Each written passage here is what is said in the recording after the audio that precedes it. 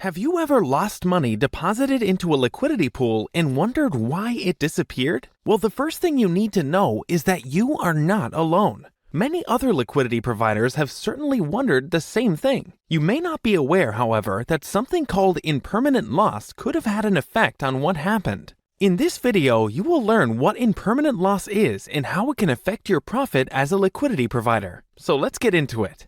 Now, you're probably thinking, what is impermanent loss? Impermanent loss is a risk that's always present when becoming a liquidity provider. Basically, it occurs when there is a significant change in the price of tokens deposited by liquidity providers into liquidity pools. For those that don't know, liquidity pools are a collection of cryptocurrencies or tokens locked in a smart contract. Essentially, they're crowdsourced funds which ensure liquidity in decentralized exchanges. As you may know, the premise of decentralized finance is that no central body controls it. So, to help enable transactions to happen, funds are pooled together from investors and liquidity providers in liquidity pools and protected by smart contracts. In exchange, liquidity providers earn a share from trading fees on the decentralized exchange. It means they make a percentage of trading fees anytime someone transacts using that pool. To understand this better, imagine it like investing in a company and purchasing shares with dividends available. If the company performs well, you earn more from your shares. But if the company does poorly, it's reflected in the lower value of your returns. From the outside, liquidity pools sound like a great way to make passive income. However, as with all forms of investment, it comes with risks, one of which is impermanent loss. Let's dive deeper into how impermanent loss works. First, an impermanent loss is called impermanent because you don't necessarily have to lose anything. You only record a loss if you withdraw your funds from a liquidity pool when a token values are experiencing a significant drop in value at the time.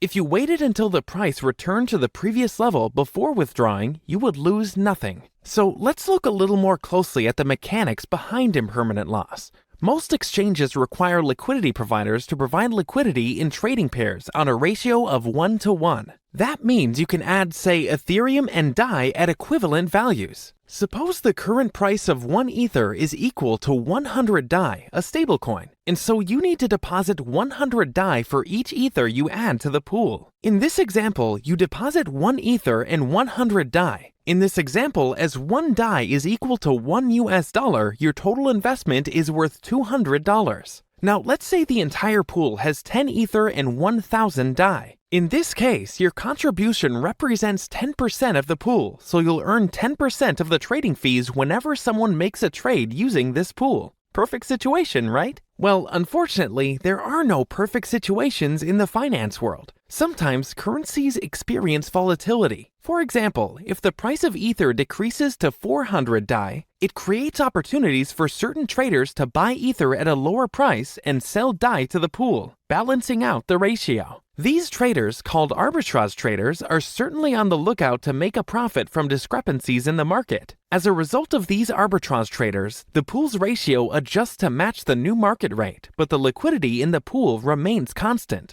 As a result of these actions, then, there are now 5 Ether and 2,000 DAI in the pool. Keep in mind that Ether has grown in market value in this example, though, and 1 Ether is now worth 400 DAI instead of the initial 100 DAI. Also, remember you own 10% of this liquidity pool. That means you can now withdraw 0.5 Ether and 200 DAI, which is worth $400. It may seem like a good deal since you initially deposited $200. However, if you had just held onto your 1 Ether and 100 DAI, the total value of your assets would now be $500.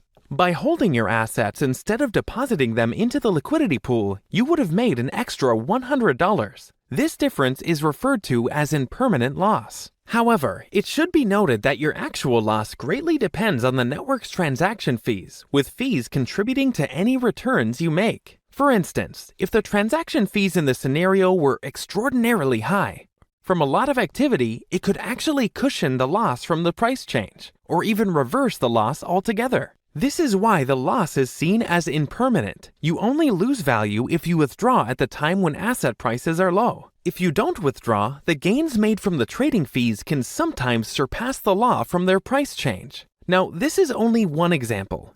You should bear in mind that in some instances, it's possible to lose much more if the price change is significant. In some cases, you could even lose part of your initial deposit. The best way to work out what's going on is to explain a few calculations to help you make accurate decisions.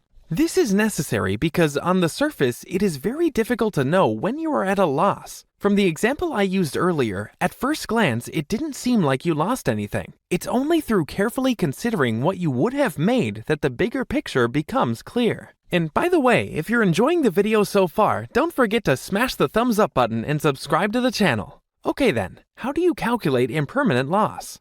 Automatic market makers like Uniswap rely on the constant equation x times y equals k to maintain the balance of tokens in a given liquidity pool. Here, x and y represent the quantities of two tokens, and k is the constant value that remains the same before and after any trades that occur in the pool. For example, if 10 Ether is paired with 1,000 DAI, then the resulting K value is 10,000. If the price of one token changes, the equation automatically adjusts to keep K constant. For instance, if the price of Ether increases to 400 DAI, then the equation would adjust to 5 Ether in 2,000 DAI to keep the K value constant at 10,000. However, when you provide liquidity to a pool, you are exposed to impermanent loss, which is the difference between the value of your assets if you had simply held onto them versus depositing them into the liquidity pool. The starting token balance is the value of the assets you deposited, while the ending token balance is the value you would withdraw at any given moment. For example, let's say you provided liquidity to a pool with 1 Ether and 100 DAI, with Ether being token A and DAI being token B. Your starting token balance would be 1 times 100 plus 100 times 1 equals $200. If the price of Ether increases to 400 DAI and your asset is still in the liquidity pool, your 10% liquidity share would now translate to 0.5 Ether and 200 DAI in order to keep the liquidity pool balanced.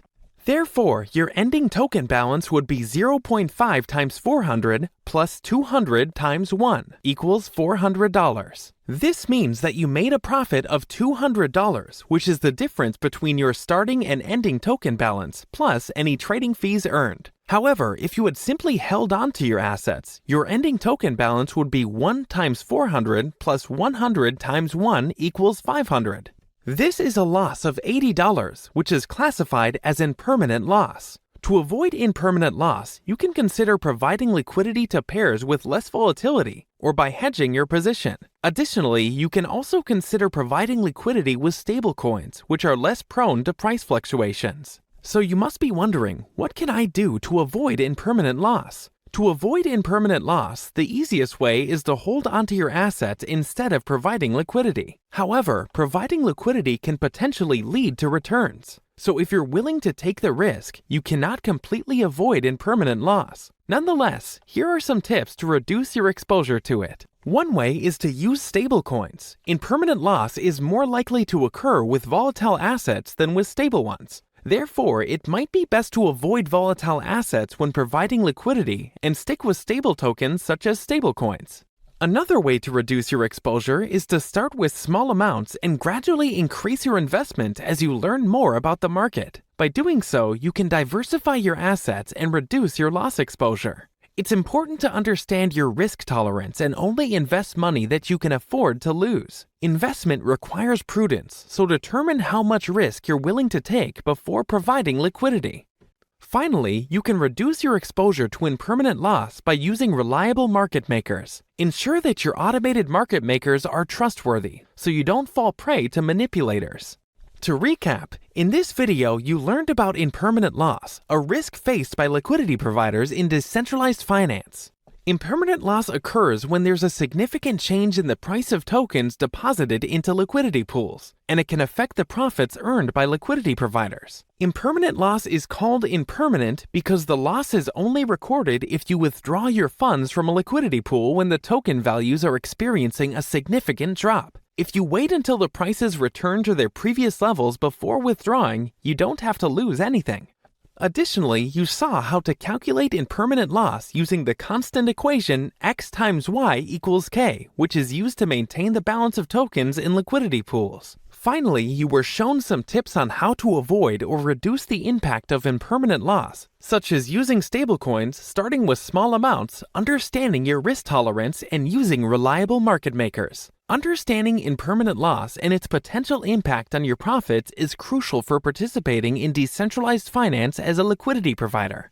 By being aware of the risks and taking measures to mitigate them, you can make more informed decisions and navigate the world of decentralized finance more effectively. Before you go, don't forget to smash the thumbs up button and subscribe to the channel. I'll talk to you soon.